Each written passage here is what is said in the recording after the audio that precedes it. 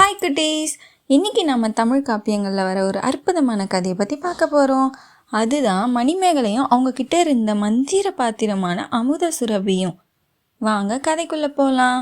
ரொம்ப காலத்துக்கு முன்னாடி மணிமேகலை அப்படின்ற ஒரு அன்பான பெண் இருந்தாங்க.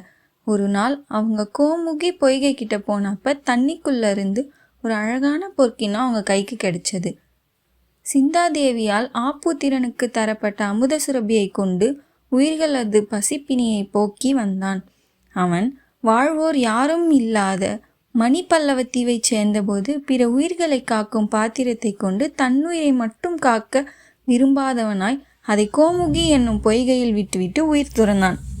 பிற்காலத்தில் மணிப்பல்லவத்துக்கு வந்த மணிமேகலையின் கைகளில் வந்து சேர்ந்தது. அந்த கிண்ணத்தோட பேர் தான் அமுத சுரபி. ஆனால் அந்த பாத்திரம் காலியாக இருந்தது. அதில் இருந்து உணவு வரணும்னா ஒரு தூய்மையான உள்ளம் கொண்டவங்க அதில் முதலாக உணவை போடணும். மணிமேகலை நேராக ஆதிரை அப்படிங்கிற ஒரு நல்ல குணமுள்ள பெண்ணை தேடி போனாங்க. அம்மா, இந்த உலகத்தோட பசியை தீர்க்க எனக்கு கொஞ்சம் உணவு கொடுங்கன்னு கேட்டாங்க.